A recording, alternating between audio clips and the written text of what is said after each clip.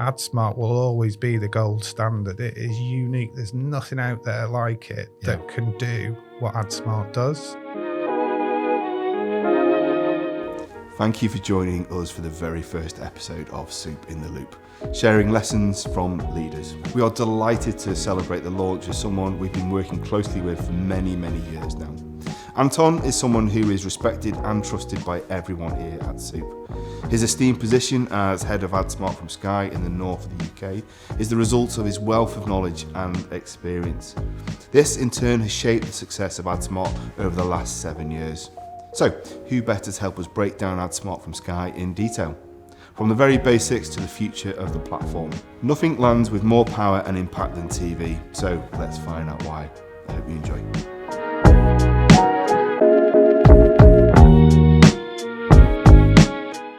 Anton, welcome to the pod. Thank you, Stu.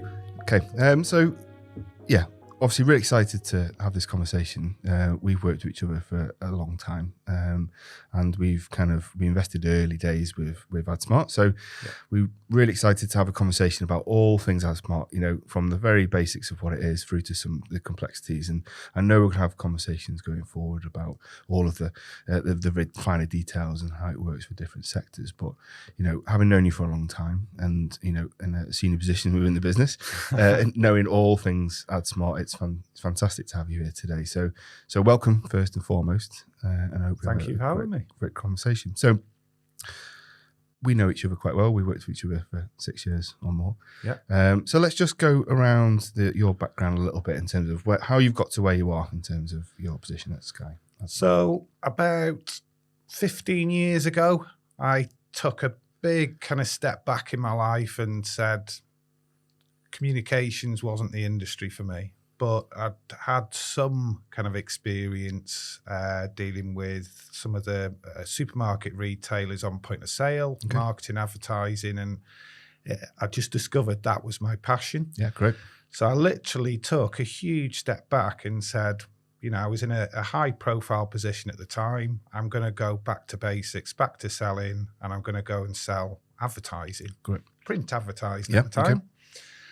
Which led on to digital, then radio advertising, and then 6.5 years ago, I took the big leap into TV advertising, into what was then a relatively unknown piece of advertising technology, Adsmart.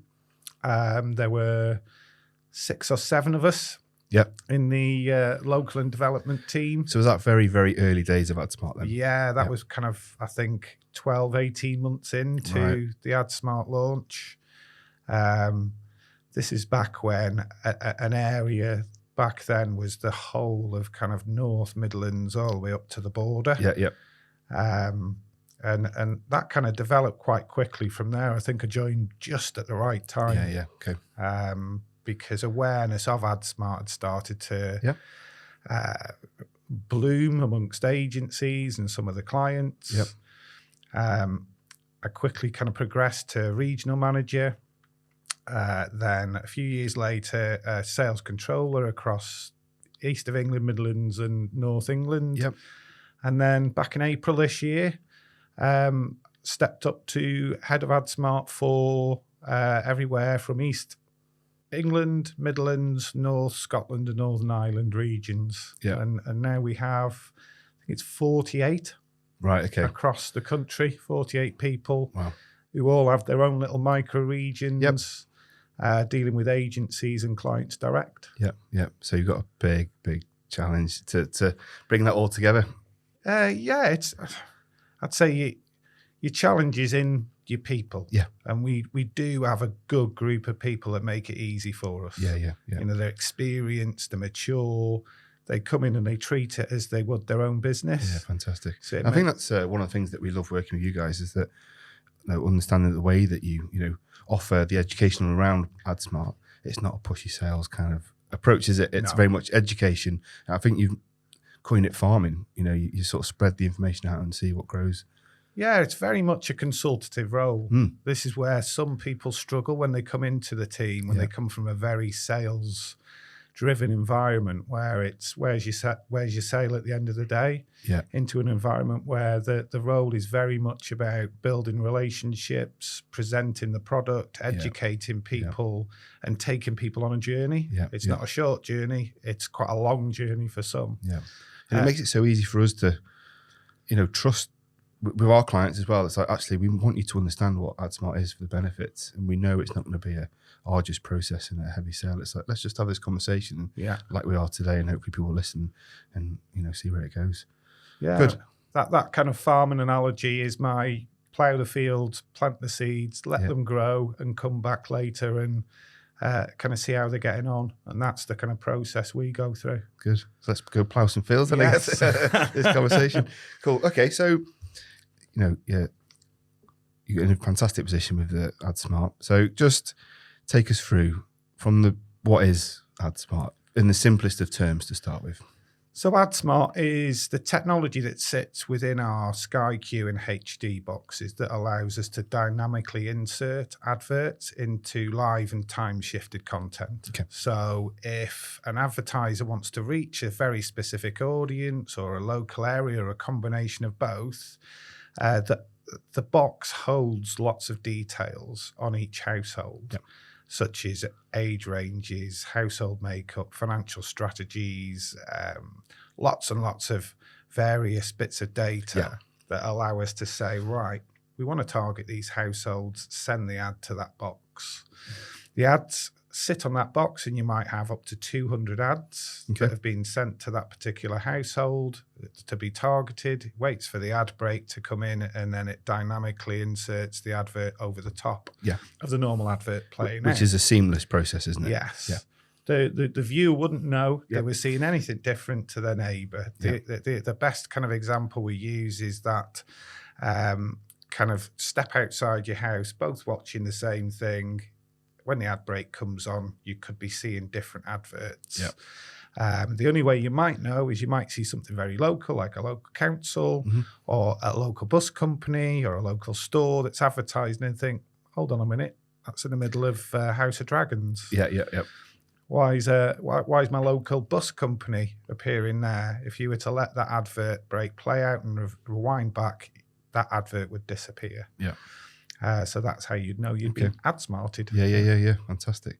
So that's in the physical sense what it is. And there's lots of things to unwind, isn't there, in terms of how big and how complex that targeting can be. And also different TVs in the household and who's watching. So it's not just the box in terms of, you're targeting that household. It's the viewing habits is also taken into consideration, isn't it, in terms of what TV show will be on. So, mum or dad may be watching TV. So how does that look as well? So if we're looking for a male bias on the campaign, and there was a female bias program on, and I'll use an example, Grey's Anatomy, for example, is heavily shifted towards a female audience. Of course. The Adsmart technology looks at that and would say, doesn't score very well in matching against the audience, I'm going to move that down a priority list. And then those aimed at more of a female audience would move up the priority list so it's more relevant to the viewer. Let's say that the big match is on a Sunday and it's a male targeted campaign. It's highly likely the male in the household is going to watch the audience, even though we've got a very diverse mix. It's a male dominant programming. Of course. It would move higher up the priority. And very much the same as Google has a score and priority algorithm, Adsmart works the same in the same way in how it delivers. Yeah, it's so clever, isn't it? And I guess, does that also work across multiple devices within the home? It depends on the devices. With certain boxes and devices, it will work that way. In others, where if you're logging on your tablet or laptop, for example, through Sky Go, it doesn't work because the technology is in the device. And not in the delivery. And let's talk about the Sky Glass. I guess that there's no difference, is it? It's just a different version of the technology. It is, but we don't deliver into Sky Glass yet. There is a plan to turn that technology on in Q2 of next year. Right. Okay. They want to grow that side of our world, but we can deliver into that in our other addressable assets. Okay. So as a team, Adsmart is the gold standard for us, and Yep. that's what we sell primarily. But we've also got on-demand content, so box sets, things that in the on-demand section that have carry advertising space. Yep. And we also have broadcaster quality content across a digital formats, apps, YouTube channels, and websites. And I guess that's the one element of the platform that's never going to stand still, isn't it? In terms of how and where it can deliver. This is it. Our customers choose to engage in lots of different ways. Yeah. So you have some people that consume a lot of live TV. You've got some that consume a huge amount of on-demand streaming content and binge watch box sets. That'd be me. Yep. Then you have people who aren't even Sky subscribers who consume a lot of our broadcaster quality clips via the YouTube channels, the apps, the websites, the social feeds. For us, it's about reaching that audience no matter how they engage with us. Yeah. And that's the kind of addressable side of what we do is no matter how they consume it, we can still reach them. Yeah. So what are the sort of numbers of the global reach then?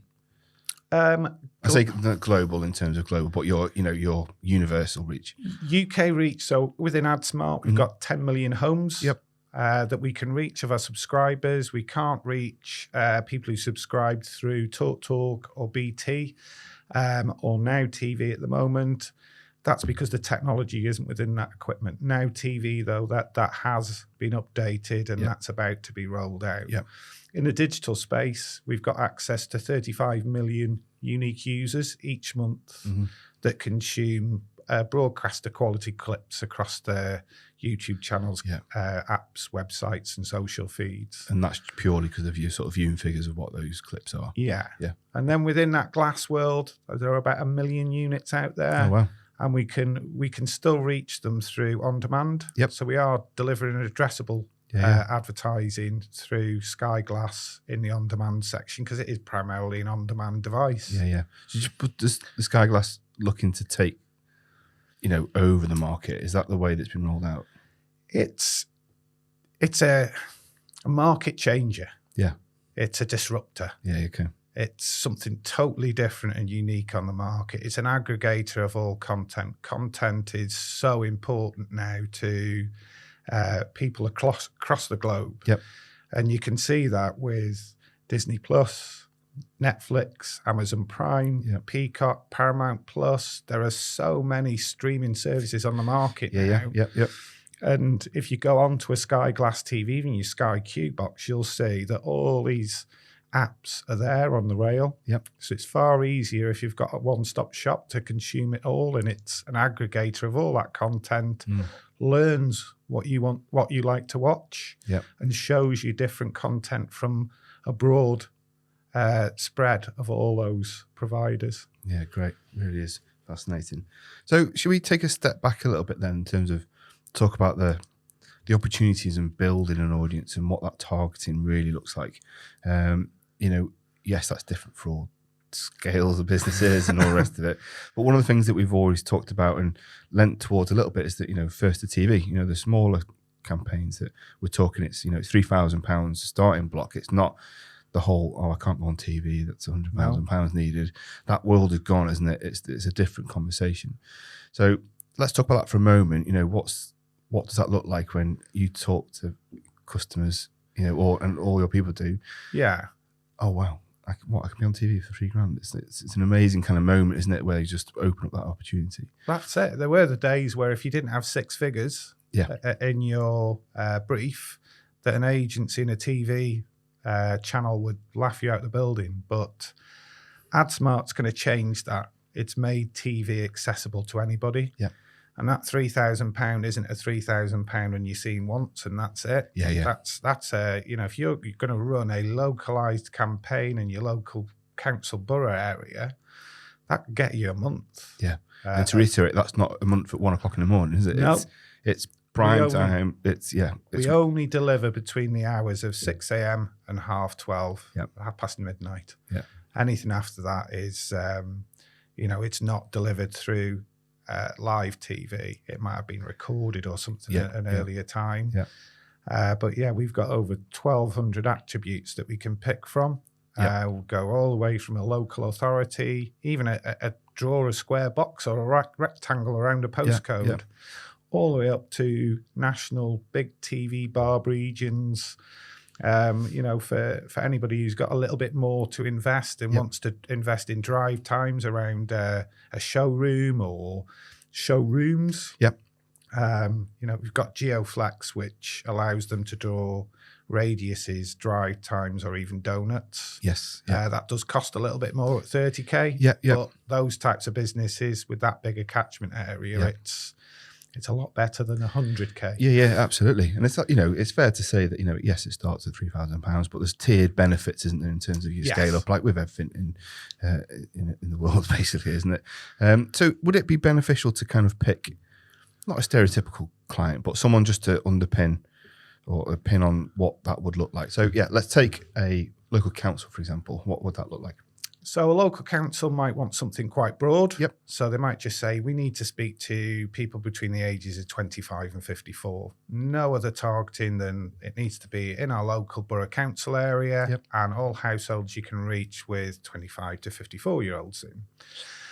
But then foster care or adoption departments might come to us and say, we need people who are more likely to be foster carers or adopters. And we've got some really good data from Experian where we can target on mosaic groups and types. And some of those index far higher for foster care and adoption than others. And we've run campaigns where they've been really effective. For councils and adoption and foster care, they need it to be quality rather than quantity. So the volume of people coming through that convert into foster carers or adoption families are really high because the quality coming through fit what they need. Absolutely. So how do you go about kind of, doing the reports on that, the success of the campaign then? So really works well within lots of different environments because you've got when we looked at things a while back in terms of evaluating campaigns, because that's the key, proving what an advertiser has spent has worked.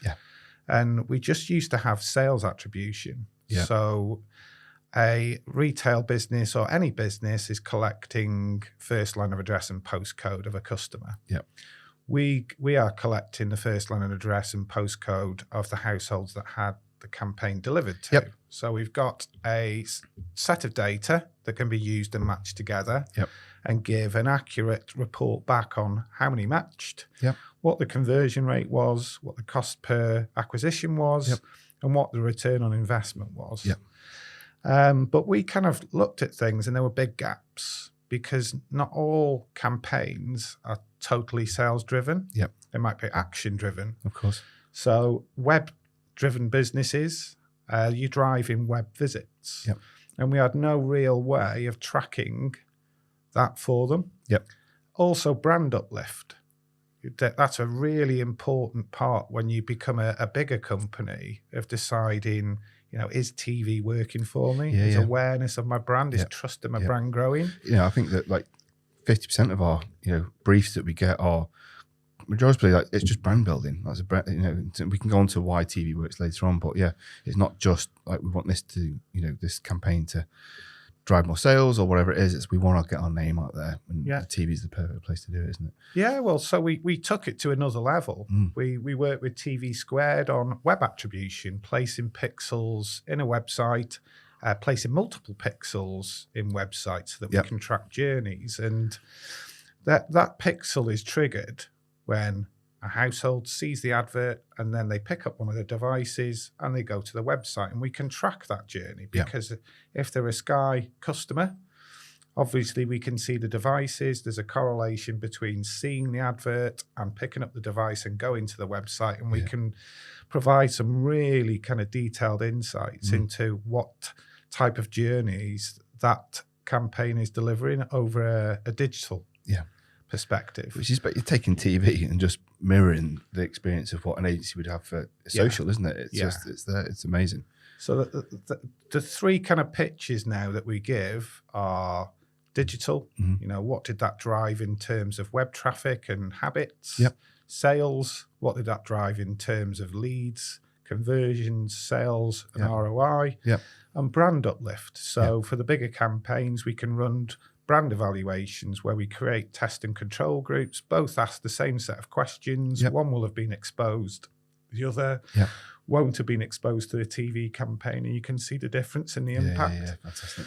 And then we've brought in self-serve sales attribution.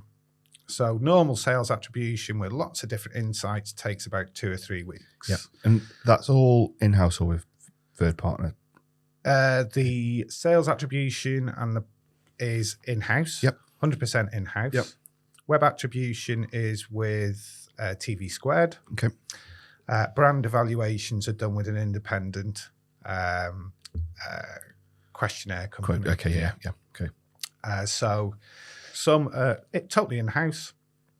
The self-serve platform is designed to move into that world where people want quick access. Yep. So if you're mid-flight with a 6-week campaign, 3 weeks in, you can upload your sales data and it throws out a report that tells you what the conversion rate is, how many inquiries it's driven, what the average value is, and it can show you key insights into how the campaign's performing inside. Yeah. In flight, you can make decisions in terms of other advertising streams that you might use to support it. Yes. And you can switch things on and off. Yeah. And you can see the impact of that. And that's the kind of world we're moving towards. Yeah. So, what would it be like then if, it's sort of in flight in the reports, and how flexible can you be with that campaign? The flexibility is more in the on and off. Yes. Changing a campaign is difficult. Yeah. We wouldn't recommend stopping a campaign midway through unless there was something going wrong with it. Yeah. But where we do have flexibility is when it starts. Yep. We can even have the flexibility of what we call thermal geoflex, where we can turn it on and off dependent on the weather. Yeah. So if you're a trampoline park, on a hot day, you don't have very many visitors. Yep.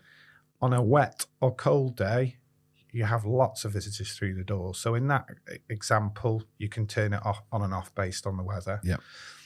You might have Dyson, for example. They've got a fan that is a heater and a cooler. Yep. Two different versions of that advert could be made. And when it's above 21 degrees, the cooling version plays. Yeah, nice. When it's below, the heating version plays. Yep. Or if there's an in-between part, you can have it totally switched off. Yep. And it just makes your advertising very relevant and more effective. Yeah. You do quite a lot in the sort of boiler space as well, isn't it? The Yeah. sort of heating, I guess that's the same sort of thing, isn't it? As soon as, in sort of September it goes below certain degrees, everyone flicks the boilers on and they go. Well, pop. this is it. With time shifting so much in terms of seasons are moving. Yep. So we've got the flexibility to be able to plan to start at the 1st of October, for example, but kind of hold that off for a few weeks until we see that the weather's turning first cold and snap. then start it Because you could before. waste 3 weeks of a campaign, couldn't you? And it's actually, we've had an Indian summer. Why am I looking at a boiler campaign? It's a complete and utter waste, isn't it? That's what happened last year. Yeah. I don't think winter actually set in until later in December. Yeah. And a lot of the big boiler businesses that had done normal TV advertising had set off in October. And that's the kind of challenge with linear TV is you've got to lock in as early as you can. Yep. And there's not really any flexibility in changing that. Yeah, I guess that, in the ideal world, no one would have to pause or delay the start of a campaign. But I think these things happen, don't they? That's normal for us. Yeah, exactly. So that's the beauty of having again, that word flexibility is that, well, actually, we're not ready for production or Clearcast or whatever it is. You're not saying, no, sorry, you've locked it in. It's there, it's gone. We'll work with you to find a solution. Because that space isn't booked for a set time of the day or day of the week. Yep. We have the ability to say, right, let's set it up for the first, but inevitably there will be, and I'd say 30-40% of examples a delay in that copy coming through. In Clearcast mainly, passing the ad for fit for TV, and we kind of understand that. So we're flexible, and a lot of campaigns move a few days, and that's probably comes from a very close relationship with the agencies as well, isn't it? So you all the way along from the start of selling a campaign, you would be talking to us quite closely, and the colleagues do. So where the production is, where it's at, is going to finish. And we'd say actually maybe a delay. We don't like that to happen, but it does do. But you're not there in isolation, just working on your own. It's a real partnership, isn't it? And it sometimes works the other way, where production's finished, Clearcast approved and ready to go, and we'll pull the start date forward. Yeah, that's good. What's the most exciting thing that everyone's talking about at the minute? Your end. There's lots of things that people are talking about. Some of them I can't talk about myself. But Sky Glass is obviously an exciting piece of kit that's going to offer us all sorts of different things. Smart sponsorship is a big thing that's being talked about a lot. Okay. We're going to launch that into on-demand content first, and then into Adsmart early part of next year. Okay. What that will allow advertisers to do is, let's say there's someone in Cheshire who wants to be the sponsor of a certain program. There'll be set programs or channels that can be sponsored. The bookend sponsored by will be them. And they can even say, look, in this region, that's still a targeted sponsorship. Yes. Yeah, so there'll be multiple sponsors of that ad. Yes. Oh, fantastic. Yeah, okay. So they can say, in Cheshire, in the CWCH postcode areas, I want to be seen by affluent households as the sponsor of this program or this particular genre of programming. And they will appear just in the households that they want to be seen in. Great. But that kind of sponsorship is quite a big thing. Yeah. The trust from TV is huge, but the trust from a sponsored by takes it up another level. And that takes us on quite nicely to the fact that, brands love to be on TV because it is trusted. From my sense, I sometimes get bogged down in the fact that it's trusted because of the due diligence we go through in terms of Clearcast. It's not on TV unless it's squeaky clean and it's right. So it should be trusted. But from the viewer's side, they trust it because of the kudos and the history of TV, I guess, isn't it? It's against the content. It's the other advertisers they're in amongst. If your adverts before or after Tesco, for example, the kudos and the trust that gives your business, but not only that, in the middle of a program that millions are watching. The perception is to you as the business owner, my brand's in the middle of House of Dragons. My brand's in the middle of Liverpool versus Everton. It's a big thing, But the thing is, it's only the people that you want to seeing that, and they'll be experiencing the same feeling. Is if they know your brand, it's hold on a minute, aren't they down the road? Didn't we speak to them last week and get a quote, and they were a little bit more expensive than their competitor? Hold on a minute. This is and exciting. Then suddenly trust and brand grows and makes your quote far more valuable than your competitor. And what do you do in terms of, obviously I kind of know the answer to this, but the frequency of that ad? So sweet spot for us is over a month that each household is exposed to that around 7 to 9 times. That it seems to be, we've done a lot of testing and analytics on that, and that seems to be the sweet spot. If people are seeing that roughly about twice a week, it builds up trust. The repetition there's enough that, it might be a considered purchase. It might be an impulse purchase. It doesn't matter. Some people react quicker than others. But what we do see is definitely that 7 to 9 frequency makes a big difference to a campaign. And those that are kind of slower at reacting, when they've seen it 7 to 9 times, they will react if it's a product or a service that they're interested in or want to buy. And they're in a position to do that as well, aren't they? It's the fact that they're sat watching TV, they'll have the device next to them. It's not like driving the car, the radio, whatever, you can't react to it. They will just sit there, right, this looks great. I'm on, on my phone, I'm searching.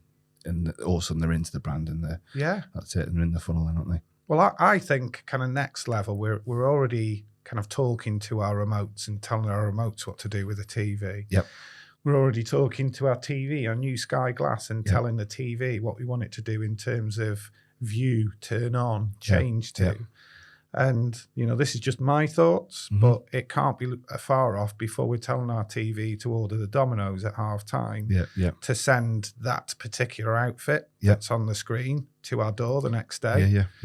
And that exciting times. It's not something that I'm kind of aware of, but it kind of makes sense. When it doesn't you look feel at like a huge leap, does it? Not at all. It's like, that's great. TV, show me more, and then they go through to the website and you're browsing it. Everyone else is pausing in the background. Great. I know we're playing around with different things like QR codes. There's not a huge, and I think our competitors are seeing this. It's not getting the huge reaction I think it's got in the US. And I don't know whether that's because we've got smaller screens here or people. For me personally, I'm top end of the tech, but not a technophobe. But all the adverts I see with QR codes, and I don't seem to be able to get my camera on or in the right position before it's gone. But we're looking at lots of different ways you can press a button to interact with an advert and do something. These are the future things that are kind of down the road, and some of them will be sooner than others. But the concept is that the Sky Glass TV is the new iPhone to all. Okay. Because if you look at the kind of journey we've been through, and I'm lucky I've been in that comms sector and watched us move from phones we could text and play Snake on into phones that had colour screens on, into phones that you could surf the internet on, and then you could watch things on, and the iPhone kind of took the place of lots of things in our lives. And I can kind of see where the Glass journey's going in terms of becoming a gaming platform. So it involves all the family, becoming a communications platform, just the same as your iPhone or your iPad. You can phone your friends or family, get them all on screen, share a kind of experience of watching the match or a movie, exercise with them, bringing the world back together from behind that device. And hopefully interact with brand as well, isn't it? So you could have a direct communication. Yes. That'd be quite interesting. Yeah, there's quite a clever app coming out on Glass, where it might even be on there now, where it's like a virtual world where you can try things on. Okay, right. So the kind of next step is to go to some of the fashion retailers, and the worst thing is when you order something from online and it comes and it doesn't fit. Well, wouldn't it be great if you could virtually try that outfit on in the size you'd ordered it and see what it's going to look like before it arrives? And that's one of the kind of concepts that's just around the corner. Environmentally, it would have a huge impact as well. Yes. Yeah. And that's something that Sky, Sky in particular have got a huge kind of precedence in, isn't it? And kind of pushing everything's 100% sustainable within our environment. Our head office down in Osterley is 100% self-sustained in terms of it's a huge kind of windmill energy source, PV, solar. So what's the it's Adsmart from Sky. So what's the relationship? How does that look? So it's Adsmart from Sky. We are part of Sky Media, who are owned by Sky, and part of Sky. Then bigger world is Comcast. Comcast own NBC Universal, amongst other things. There's quite a synergy between the two sides of the water, in that Comcast are a communications, broadband, mobile, landline, cable, entertainment, and even the theme parks. Okay. Whereas we've got everything other than the theme parks. Okay. So there's quite a synergy between the two, and it works quite well. I think they were really interested in how we operated, and they do seem to be adopting a lot of how we work in the UK and approach things. And then some Comcast ways that have come in, have been very kind of welcome, interesting, and positive changes to how we work. I know the answer is there isn't one. So, the fact that it can work for so many different companies, and they make up from small to large to regional to local. But what does it look like for different companies? So I know we've spoke a lot and worked with a lot of smaller businesses, but also some bigger national campaigns as well. Yeah. So if someone's out there listening and think, well, this sounds amazing, but it's not for me. I'm a hairdresser's or a butcher's, or actually this sounds great. I'm a bigger organisation. How do I benefit from some of the really sort of the big data sets, kind of the habits. So let's break that down a little bit. So let's start with the smaller companies. What does that look like? So the smaller companies would mainly use our fixed targeting, which comes from first-party data and mainly Experian or even 20CI, which is home mover data. Yeah. So this is something we've done a lot of as well. Yes. Yeah.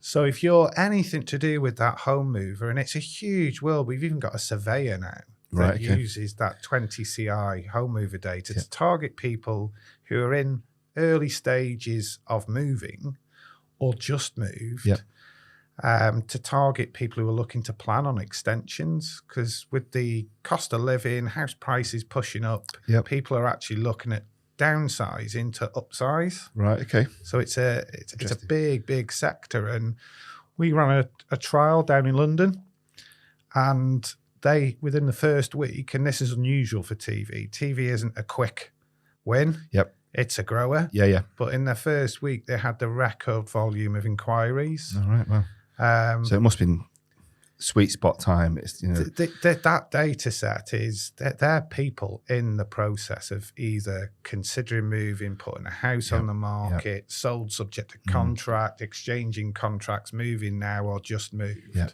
It's very kind of tight data that's refreshed every month. So it's, there's small volumes in there. It's easy access, low cost into that data set, but really does work well. So, we've worked with brands that build the homes, they move, they furnish the homes, the furniture brands as well. We help people move into those homes, the insurance companies for those homes, the mortgage companies. It's just, so obviously moving house. You've got the sectors that you don't think of. Yep. So within the first three months of moving home, a high number of home movers book a holiday or for the stress.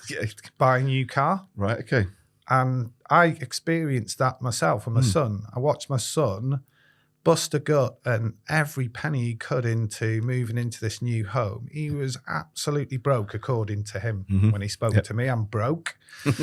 And about 6 weeks later, he turned up at my house and said, "Can you come and help me look at this car?" What's this car? And he says, I found a new car. I said, "I thought you were skinned." He said, "Oh, it's all right. I've got this interest-free 18 months credit card. So I've transferred what was left on my car loan. I'm going to chop that in and I'm going to get a new car. And what I was paying anyway, I'll be paying the same." Yeah. So right. And he says, "Oh, and I booked a holiday as well. Can you look after the dog?" So the classic. Yeah. That was 6 weeks after. And up until that point, I used to look at the different kind of habits of home movers and look at that bit and think, I don't really get that, but it is actually a thing. Right. What's driving that thing? Is it you settled in, you're looking around at neighbours' cars and bits and pieces, Well, from experience and seeing him, he got in, he went, right, okay, I've had a tough 6 months, I need a holiday. Yeah.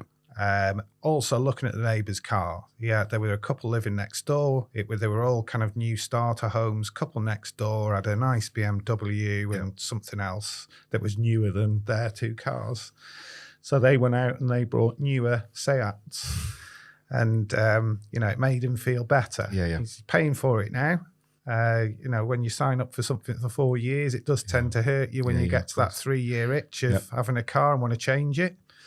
But there's that data set is valuable. Yeah. But you've got things like the fixed data, which is mainly Experian or first-party data. As a customer of ours, if you're on the broadband network, we can see what devices you use. So that gives us a lot of kind of intel into how you adopt technology. If you've got lots of the latest kind of iPads, iPhones, voice activated Alexas, Googles in the household, Yeah. you're right up there at the top of that kind of technology. And if you adopt them quickly, so you have to be the first to have everything, you'll be right at the end of the So top early end. adopters is a phrase that people like to say, we want to target those. But then you've got the other end of the scale. So you'll go all the way down and through kind of mid, right the way down to Luddites. Yeah. People who, like my father-in-law, still use a mobile phone as a receiver and don't even use the text. You know, he will not engage with anything that's got a colour screen, as anything other than the Nokia ringtone or anything like that. But those people are quite good to reach if you're running a campaign that's aimed at either kind of engaging with that sector or educating them in a different way. So we've had campaigns where, you know, online shopping isn't exactly something that, you know, my father-in-law will go to Morrison's every 2 days, you know, and he doesn't know online exists, but when he sees things on TV like that, he will ask and say, what's this Ocado thing? How do I do that? And maybe councils as well. It's obviously the educational piece around like cybersecurity or whatever it would be. This is it. And there's lots of messages like that. So there's that kind of first party data, and then you've got the huge wealth of Experian data, and that's all gathered from publicly available information.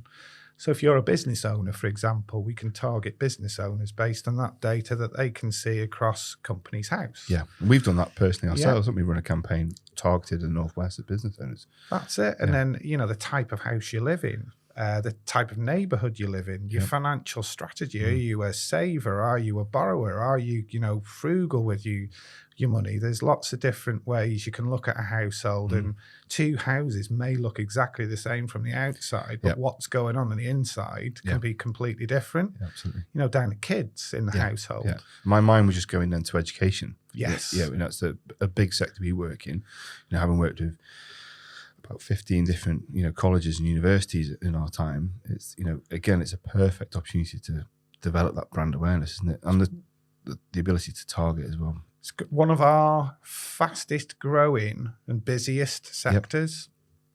We've everything from private independent schools right the way through colleges and universities. There's examples, so many examples of campaigns we've run that have been successful. Some of them for schools just to raise the profile. So schools that in the community are looking to draw from a wider area. And they're struggling because they're up against really competitive schools. And going on TV suddenly changes the perception of how that schools, independent schools and then private schools, there's a lot of competition in that sector. So we've got some of the top private schools that advertise on Adsmart. And then all the way through to universities. I can't really think of many that don't use Adsmart in that unit or haven't used Adsmart, because we're able to hit that sweet spot of kind of either 18 to 24-year-olds or 15 to 17-year-olds in the household that are either prime for, if they're 16 and they're about to go to college, they're starting to think about university and the choices they're going to make. And if you can start brand building and awareness building with them then, and then those kind of 17, 18-year-olds that are just thinking, or either mature students who have kind of gone away, worked for a couple of years, gone back to do their A-levels, and get them in for the open days. Clearing days are always important. So we've had experience with like running the clearance sort of campaigns, but you said before that it's more of an expense to do the sort of donut sort of targeting, but they may not always use it. But visually, for me, it's quite an easy one to explain why the donut. So you've got college, people in that 4 or 5 mile radius drive past that college on a daily basis, going to the shops. They know it, live it. The brother went, whatever the family's been. So you might want to target that area, but from 5 miles to 20 miles radius, donut, that is the sweet spot for that college, isn't it? So yes, they may not afford that campaign, but different brands can take the same sort of approach. Yeah, we run similar campaigns. So theme parks, for example. Theme parks within a 5 mile radius, everybody will know if it's established, it's been there for Yep. 20, 30 Yep. years, everyone will know about Yeah, it. yeah, yeah. Been on school trip or they work there. One of the two. Yeah. It's theatres in Blackpool we've Yep. run where we've taken Blackpool out of the equation because everyone knows what's on at the theatres in Blackpool. They're exposed to it. They can see it everywhere. Yep. So it would be a waste to kind of target them. Mhm. So you can either create donuts, Yep. or you can just take certain areas out of the targeting so that it's just reaching areas that will impact Yeah. on purchases or attendances or kind of awareness. Yeah. Before we move on to the benefits of the bigger brands, what's been the most surprising campaign for a small company that or what springs to mind? There's lots of them. Yeah. Yeah, there's. I put you on the spot. I said I wouldn't put you on the spot, but I think I have you. When you look, we've got over 3,000 brands that we've run campaigns for. And within that, there are multiple campaigns. There are some really nice stories in there. Yeah. There's some surprising ones as well. Sometimes we don't always ask. Okay. What does good look like? Yeah. Everyone knows. You know, what does good look like? Yeah. Good might look like one great contract. When we see one on an evaluation, one sale, it's hand on head time and oh no. Yeah. But then when you sit down with the client and they go, actually, that one contract is worth hundreds of thousands to us. Suddenly it's a different conversation. And that's always the surprise, is that we always look at sometimes focus in on the wrong numbers. Yep. And when we had a timber merchant where when we initially looked at the kind of new accounts that had been opened and new customers and delivery numbers, it didn't look great. But that's great when you sit down with a client and you kind of look, we don't think these are great. And when you talk through it, actually, these are fantastic because what we haven't given you is, a value of a new customer to us in a year. Yeah. You know, these people, these tradesmen that come in don't just spend once. They're new accounts to us. We know they're going to spend thousands. Yeah, the lifetime values. And they're kind of the nice conversations we have. The kind of most memorable journey been on recently was with an electrical retailer where, we started off relatively small and I'll be honest, I didn't know who they were. Yeah. And they've kind of grown with us over the last 3 or 4 years and they've gone from a point where they competed with kind of regional competitors for, white goods and electrical goods to now they see their competitors as AO and Currys. Yeah. And to go on that journey with them is quite special and see them go from kind of £10,000 investment to 6-figure investments. And know that every pound they spend, they're going to get a £7-8 return on investment. And that's through evaluations, refining, targeting, looking at insights and kind of learning what works and what doesn't work. But for an advertiser to go, there's 7 figures, and I know I'm going to see maybe even 8 figures back as a return. Yeah. That's the great place to be and an exciting place for us. And, that's the most rewarding part of this job is you can go on a journey with a business. You can, having seen that going from the start to where they are now is it's incredible, isn't it? It is. When you see a small business grow and grow and grow. We've got an example of a gas installer. I think Andy went to see them about 5 or 6 years ago, and they've kind of grown and grown and grown exponentially where they've got multiple vans across the East Anglia region. And a lot of that they put down to Adsmart. We're not going to take full credit for everything because we know it's not just TV, it's the kind of strategy that they've used with it, but it's had a big part to play. But they've been quite vocal in terms of the case study to say, how much they have benefited and support the platform.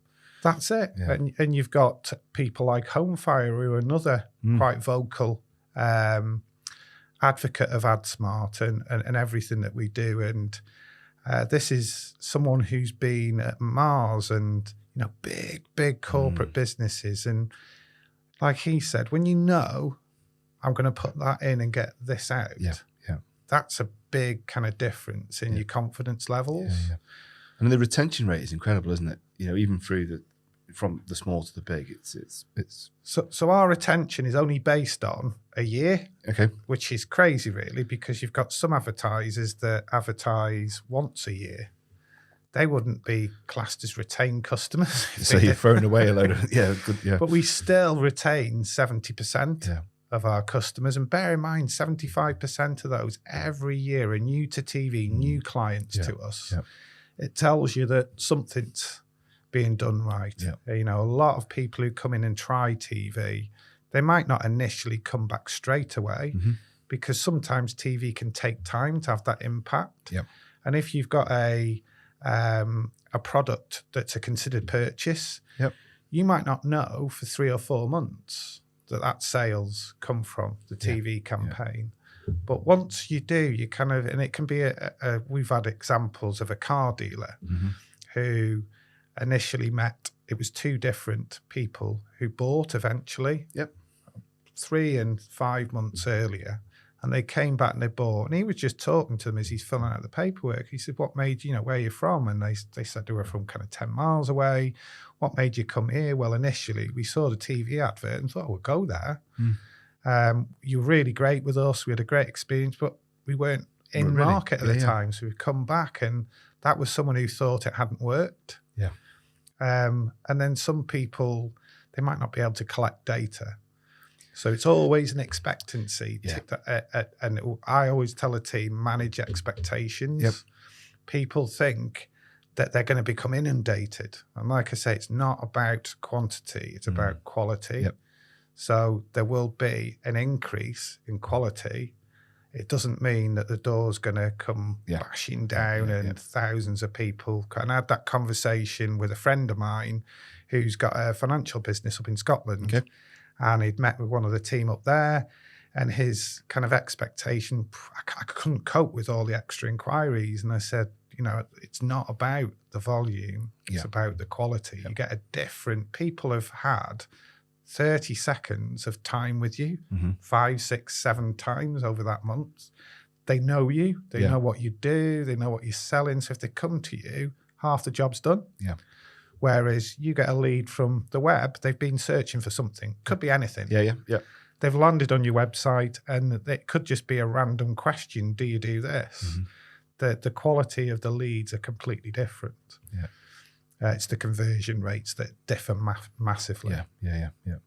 It's a funny moment where, because it's so targeted, and the excitement of being on TV, and you say, your client sat there, I've not seen it. It's like it's quite a funny moment, isn't it? It's like everyone else is enjoying the ad, and I've not seen it. We've had to, one of the I've done this a few times. So some big brands, where CEOs of, why aren't I seeing it? Because the target audience is a lower demographic. So CEOs sat in their huge mansions, unlimited wealth, not on the target audience. We've had to draw boxes around a mile box around their home, and target every household in that box just to make sure that they see the ad. And this particular CEO went into the local co-op, and what made their day was not only had he seen it, his own ad, the girl behind the counter said, I saw your business's ad last night. Oh, well. Are you on TV now? And he said he just lifted up. In terms of just someone local to him had seen it and mentioned it to him. But it's surprising how many owners, CEOs want to see their own ad and don't understand that they're not the right target audience. It's the right thing that they don't see it, isn't it? But the pride that they get from they do see it is phenomenal. So what does it look like then for, would it be fair to say maybe a holiday company would benefit from the bigger data sets? So within that kind of bigger data sets, that businesses, they've got that 30K plus a month to spend. We've got some really kind of clever data.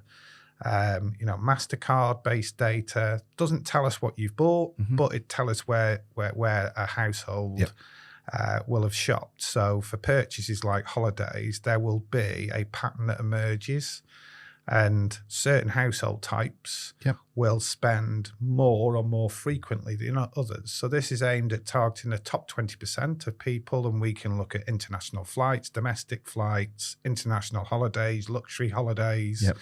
So for holiday business, travel agent, holiday business, that's gold. Because if we know that these households are more likely to spend more, and the types of holidays that they're more likely to go on, you can make an advert very relevant to those households. And we all know that certain times of the year are better than others. We all know that after Christmas, the first thing you're going to see is a holiday advert. So rather than mass reach and just go at everybody, this way you can go, right, I'm a cruise business. I want to target people who, we've got a cruise company where their cruises are £50,000. Right. So it's a certain type of individual, and it's that type of data that helps us. The other kind of data sets are things like reward cards. So this is actual data of people and what they're buying. So Tesco Club Card and Nectar are the two main club cards. So if you're an FMCG brand, you're a chilled dessert, luxury dessert, and you want to target households that buy other luxury desserts, you can use that data to target them. And that's really kind of refined and honed in data. It can be the aisle. So people who buy lots of frozen food, people who buy lots of canned food, people who buy plant-based food, plant-based food. Or it can be honed in, I want people who buy this brand of product and this particular product. Well, numbers might go a bit smaller. And what's interesting there is we do our own evaluations based on customer data. And the challenge is when they're in a supermarket, how do they get that data? Well, we work closely with dunnhumby and Tesco, Nectar and Sainsbury's. So they will know who's been targeted. We know who it's been delivered to, and that enables us to look at changing shopping habits.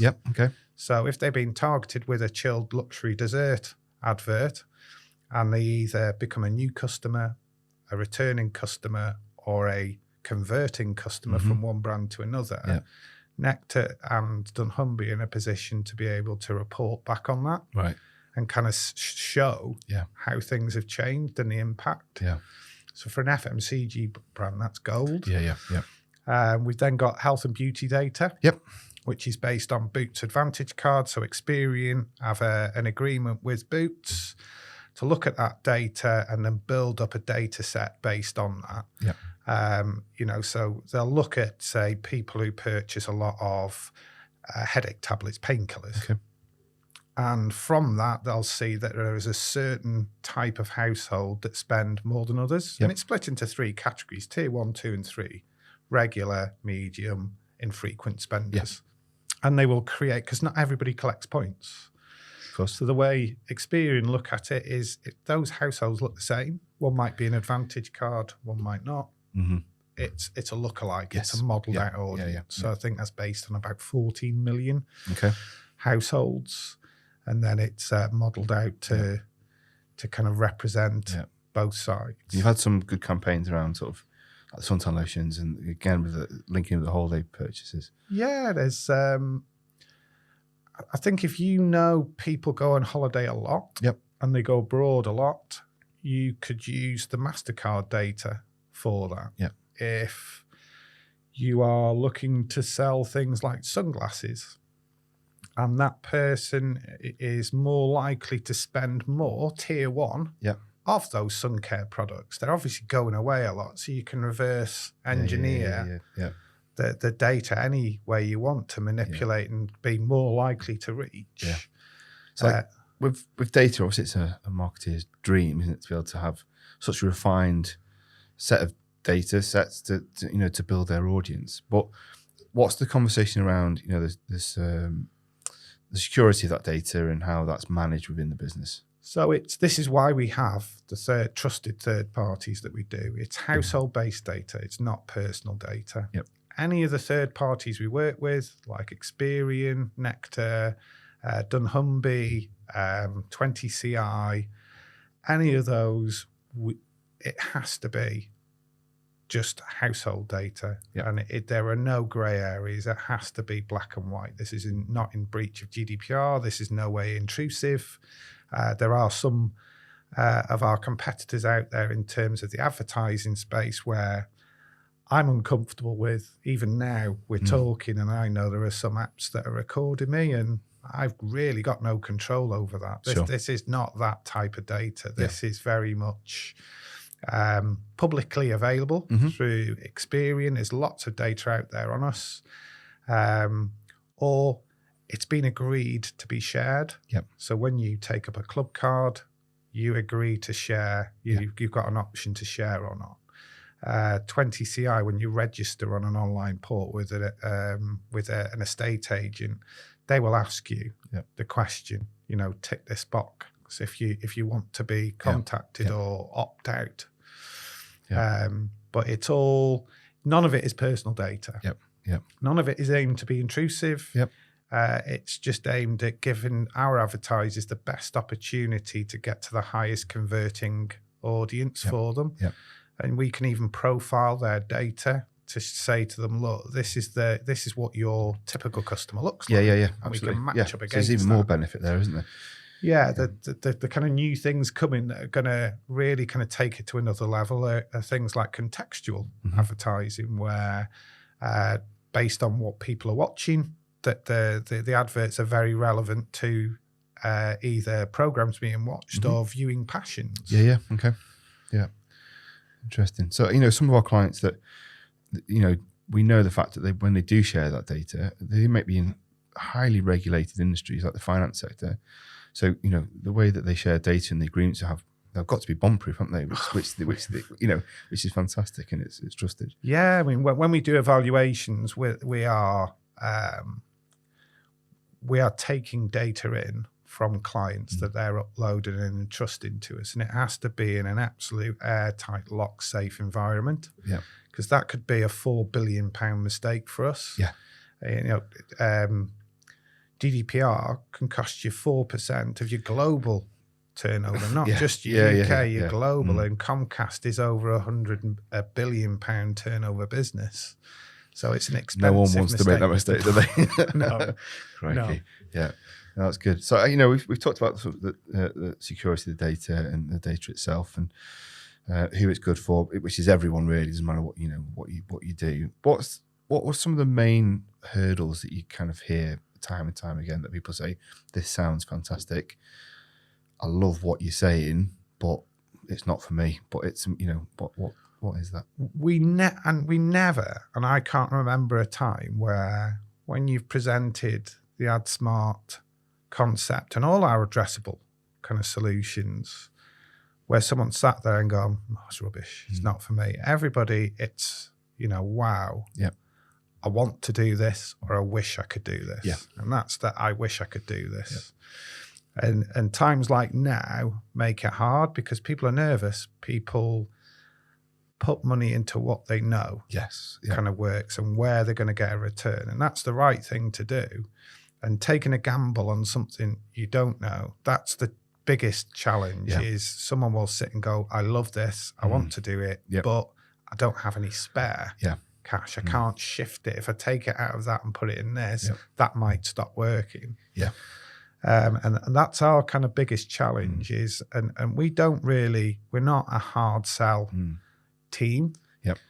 And we kind of let people go on a journey, and that can, there's some funny stories of us having that type of conversation. We leave them to it, and in the meantime, at some point, they decide to engage with someone like yourself. And I'm thinking of a TV advert, and sometimes that can be a stumbling block because it's an investment, and instead of looking at it as a piece of creative they can use across all of their campaigns and bring their business to life, they look at it as a cost of an advert for the campaign. So that's another challenge, but tends to be, and that can happen a few months or even years after. So there is a kind of interesting, funny story about someone I met kind of 5 years before. And at the time they said, look, I'd love to do this, but I just can't justify it. Like, fine, that's fine. And in the meantime, in that 5 years, things had changed. They'd got a bit of spare cash, got a bit confident, and thought, you know what, I'm going to do this. Gone away, got themselves an advert made, and just out of the blue phoned me one day and said, hi, Anton, you came to see me last year. I'm scratching my head thinking, who is this person? I don't remember the voice. I don't remember the name. Then they mentioned the business name. And I thought, this isn't last year. And then I looked back through my diary and it was 5 years before. They'd still, for that 5 years, never forgotten about it. Always aspired to do it. And gone on that journey and turned up back at me when they were ready. And that tends to be our journey. We go in, talk to them. Talk to them about how they could put some plans in place that how it would look. You know, speculative plans we do all the time. It's not about producing something we're trying to sell. It's about producing something that they can look at and go, this is interesting. And some of those journeys take weeks. So most take months, but some can take years. And it might just be a case of losing touch or staying in touch once a year, and I'm not quite ready yet, but I will be. And that comes back round to one of the first comments, really, isn't it? The fact that we know that conversation starts, it's a very relaxed conversation. It's an educational piece around what Adsmart is. We know this is right for you, and we're here for when you're ready, essentially, isn't it? You know, they say that stumbling block could be the production. That people think the production of TV is just as expensive as that, you know, what they perceive the spend would be. And it's not. You know, we can do very reasonably priced adverts that still win awards, in all honesty. But and I guess that, you know, as you say, there's a lot of test campaigns as well, isn't there? One of your best tools, I imagine, is that, you know, this is right for you, but actually, because of the cost involved, let's do a smaller test campaign. Let's go on a journey, as you said before, isn't it? Let's start small and let's grow. Yeah. So when I know some of my colleagues used to look at me crazy. I'd get a brief in for, say, £100,000, and I go, you know what? Let's start off with something smaller. Test and learn with it, rather than go all in, and that 100,000 is the be all and end all. That if it doesn't work, we've got nowhere to go. Let's take a smaller piece, test and learn with it, and grow. And that's where kind of we went with, you know, lots of different brands, the electrical retailer being one, is that let's do this small and learn from it and grow it from there. And it's just about doing the right thing, setting expectations in the right place. And if it was my business, and this is, I always say to the team, is if it was your business, what would you do in their shoes? You know, money out of print. It's not a sales environment where they're under pressure to get every penny and fight tooth and nail. And I think some people have learned a valuable lesson. They've come from an environment where it's hard sell, get as much as you can, find them, forget them. Come into our environment, and it's more about the long game. You know, we want people, retention is important to us. People coming and doing a £3,000 campaign once isn't going to pay the bills for us. You know, we need businesses to come on, do 3,000. That was good. Do another 3,000, and eventually grow into, like we've had a few together that we've kind of grown into that 3,000, and now they quite happily spend 15, 20,000 each time they do it on a very kind of local or regional campaign. What would you? We've talked about a lot today, and there's an awful lot still to explore. You know, we've probably just scratched the surface, really, haven't we? And we hope to sort of, you know, go into detail in future conversations. Probably one of the next conversations we will have will be aimed at more first to TV. So what would be the one key message you'd have for someone that's thinking about starting the first campaign? I would say content is a huge part of everybody's lives at the moment. And if you look at Sky have been focused on award-winning content for not just sports. You know, 2021 alone, there were 125 Sky Originals, 6 BAFTA awards, 3 Royal Television Society awards, an Oscar in there. Content is massively important to our customers and everybody. Yeah. And such a wide range of content for different people as well, isn't it? Dramas, documentaries, movies, anything and everything. But it's all real top quality. Yeah. And if you want your brand in the middle of that kind of content and aligned with everything that they stand for, and you want to be seen alongside other big brands, Adsmart's a definite consideration, and it's not unattainable. Even if it's just an education piece, so you know what's there, it won't be an hour wasted. It'll be a kind of an hour of education you can take away and go, God, I know a little bit more about what's possible out there. And it might be a few months, it might be 5 years. Yeah. But when you're ready, you're ready. Yeah, but to kind of look how important content's becoming, even within a social space, within apps now, you know, consumption of our short clips is growing every month. You know, people want to get to know stars, so they're watching interviews, spoilers, trailers all the time. Yeah. And when you can get in and amongst that type of content and have exclusivity, yeah. You know, when you go on to the apps or the YouTube channels or the clips, you will see there is only one advertiser. Yeah. And, you know, the way we kind of sell that addressable format is you can, again, target a very specific audience. You know, in the on-demand space, so box sets are huge, and certain content like House of Dragons, you've got to watch week on week. Yeah. Frustratingly. But you'd be amazed how many people will hold off. Yeah. Well, I've done this. And binge. I'm still waiting. I'm doing the week to week. Yeah. So I'm watching it live or as live. It's time shifted. Whereas I know my sister has said she's going to wait for all of them to have played out, and then she's just going to binge watch it and hope that nobody spoils it for her. But, you know, that type of content, to be in that space against that type of programming and have the comfort to say, if someone fast forwards through that on-demand ads, which a lot of people do, I'm not going to get charged unless 100% see. It's the same in the Adsmart space. If people fast forward through recorded or time shifted, unless it's seen 75%, it's not going to be chargeable.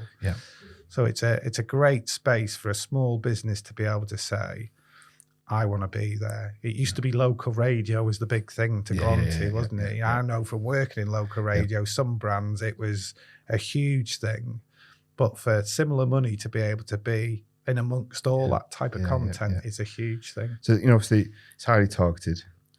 It's trusted. Yes. There's very to little to zero wastage in terms of who's seeing it. If it's skipped or it's you fidgeted with your remote control, it's, you know, all this is not counted.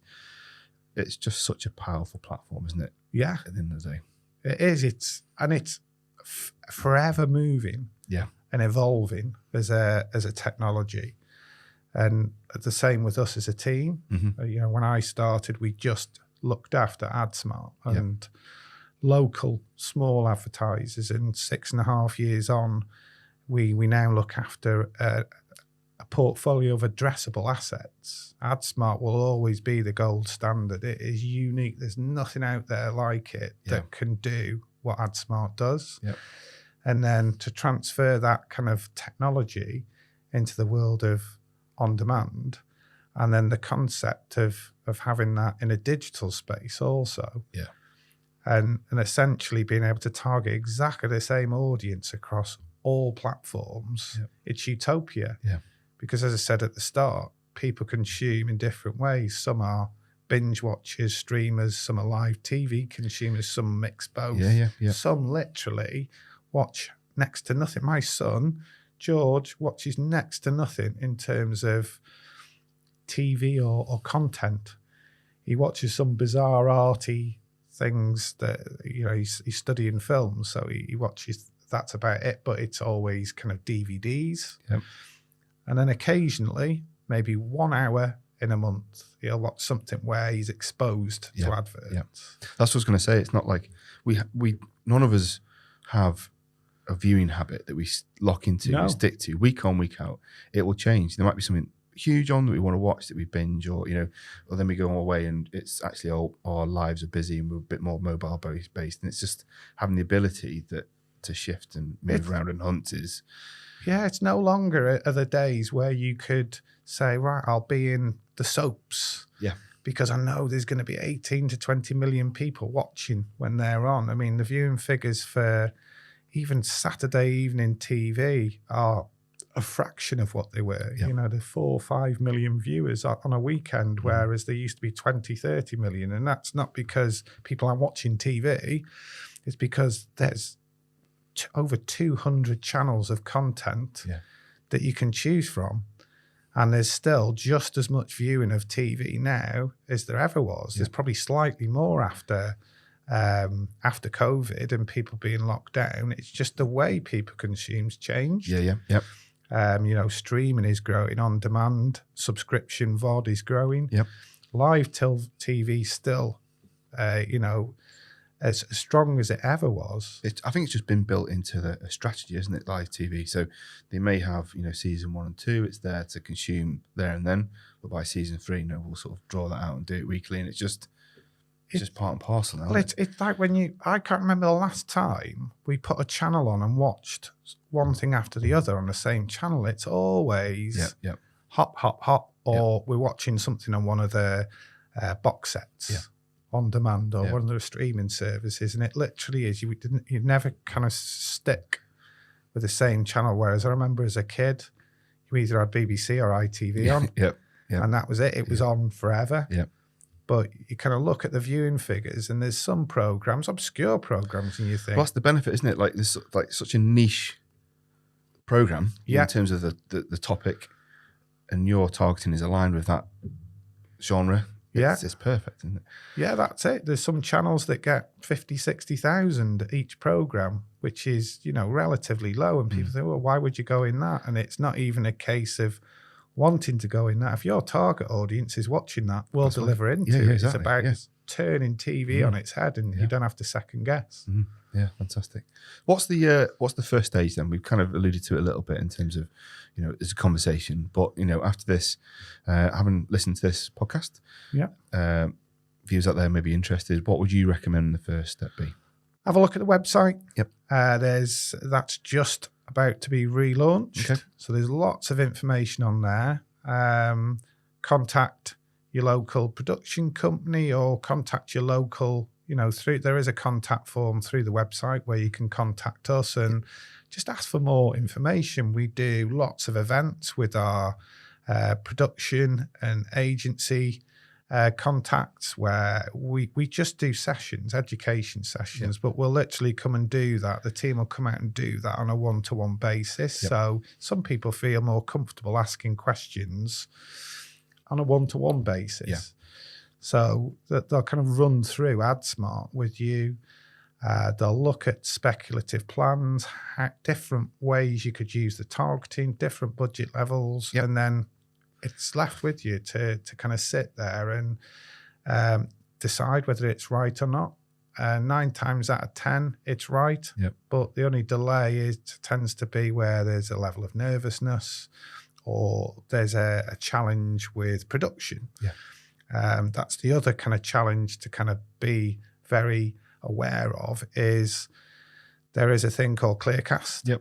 They're the people that kind of safeguard anything that goes on the TV and say, yes, you can say that and no, you can't. That's another trusted thing with TV. You can't just go on and make false claims. You have to substantiate them. And that can be quite frustrating for a central heating guy who I'm the number one in the area. Well, if you can't substantiate you're the number one, you can't say that. And it can be frustrating because in print, you can say what you want. On Facebook, it's the Wild West. You can...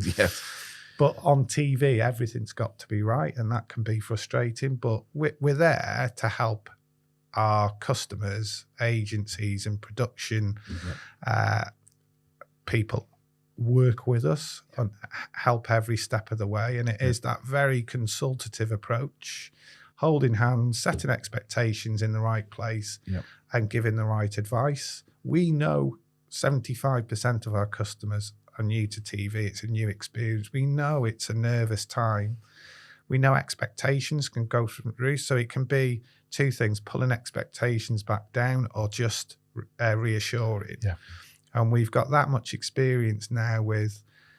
We looked at our sectors and just to see if there were any particular ones that stood out, and there aren't. Yeah. It's literally every sector, every type of business, bizarre surveyors, for example, that we just didn't expect to benefit from Adsmart. And there's a wealth of knowledge within the business. As you say, there's a huge raft of people that work with you, 6 years of experience or 7 years of experience running campaigns for big, small, medium companies, and there's always information to share. That's the idea, is people come in, all the team are experienced in that kind of advertising, marketing background. So they can kind of help work out, well, what's going to work, what's the best strategy. It's not all about securing every penny for Sky. Yep.